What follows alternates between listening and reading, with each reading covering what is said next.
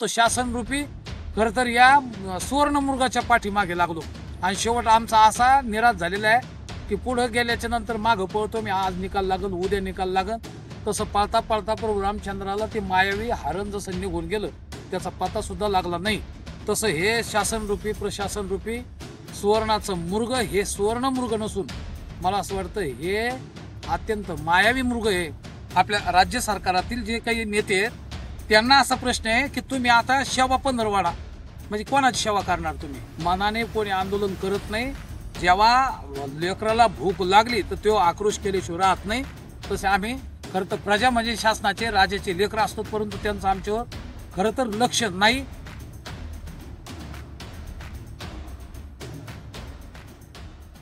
सर्व आमच्या जालना नांदेड समृद्धी बाधित शेतकऱ्यांचा सन्माननीय राठी सरांच्या नेतृत्वात आता 145 दिवस आज या ठिकाणी आम्ही पूर्ण केलेले आहेत. आता त्यामध्ये मध्यंतरी एवढा मोठा खरं तर जसा शासन प्रशासनाचा कोप आमच्यावर तर मला प्रामुख्याने त्यांनी विचार न केल्यामुळे झाला, तसा आता 2 दिवसापूर्वी अतिवृष्टी झाली. आता आहे ते पिकं सुद्धा आमचे पाण्यात गेलेले आहे.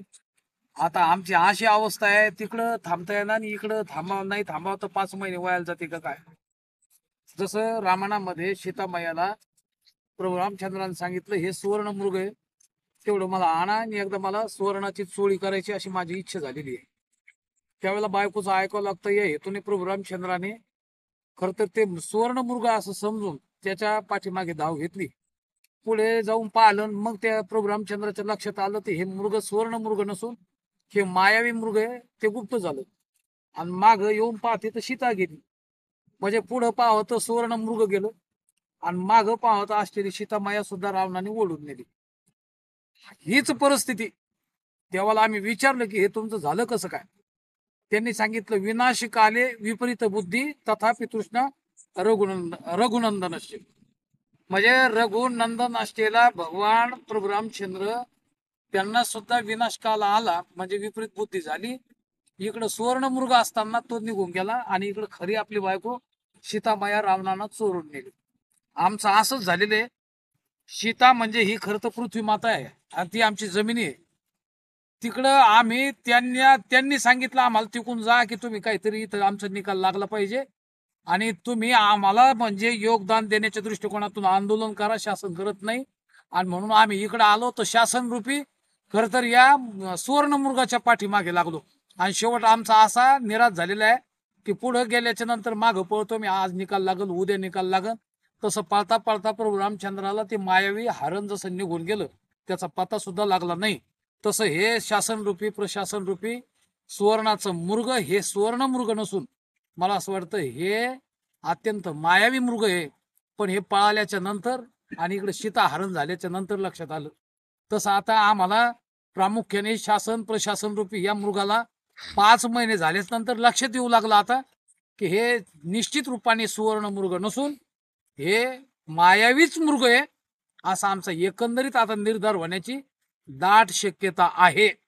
कारण ज्या ज्या वेळेला जो पळतो त्या वेळेला त्यांच्या लक्षात येतं की इथं कोणी कोणाचा वाली नाही, कोणाला दया नाही, कोणाला माया नाही, कोणाला प्रेम नाही. आणि ज्या काही व्यासपीठावर गप्पा हाणल्या जातात बऱ्याच लोक ज्यावेळेस सांगतात आई माझी मायेचा सागर आहे, पण आई आपली दुसऱ्याच्या भावात असते, आहे की नाही? गोमाता सांभाळली पाहिजे, पण एक गोमाता कोणी सांभाळत नाही. सांगणं वेगळं, बोलता वाटे सोपे परंतु करणी करता टीर कापे. ही जशी परिस्थिती महाराज, आता हीच परिस्थिती शासनाच्या व्यासपीठावर गेल्याच्या नंतर त्या पुढाऱ्यांचे भाषण ऐकून आम्हाला मंत्रमुग्ध होते लोक आणि त्यांनी दारू पाजवलेले लोक टाळ्या वाजवते, बाकी तिथं खरे लोक शेतकरी पीडित असलेले कोणी टाळ्या वाजायला तयार राहत नाही. आणि हे शासन आपल्या दारी नाना प्रकारची योजना, आता तर एक योजना आलेली आहे की सन्माननीय आपल्या देशाचे पंतप्रधान नरेंद्र मोदी साहेब यांच्या 75वी वाढदिवसाच्या निमित्ताने त्यांना सुद्धा आमच्या तर मनातून कोटी कोटी शुभेच्छा, याच्यात काही वाद नाही. पण त्यांच्या निमित्ताने आपल्या राज्य शासनाने सेवा पंधरवाडा हा एक मला असं वाटतं प्रकल्प राबवण्याचं काम केलेले आहे. मला त्यांना प्रश्न आहे, आता आपल्या राज्य सरकारातील जे काही नेते आहेत त्यांना असा प्रश्न आहे की तुम्ही आता सेवा पंधरवाडा म्हणजे कोणाची सेवा करणार तुम्ही? आता ही सेवा आहे का आमचा टळटाळ तुम्ही 15 दिवसापासून घेतला? बरं आम्ही जे असत नाही, अनेक नाना प्रकारचे हे आंदोलन जे चालू आहे हे स्वतः मनाने कोणी आंदोलन करत नाही. जेव्हा लेकराला भूक लागली तर तो आक्रोश केल्याशिवाय राहत नाही.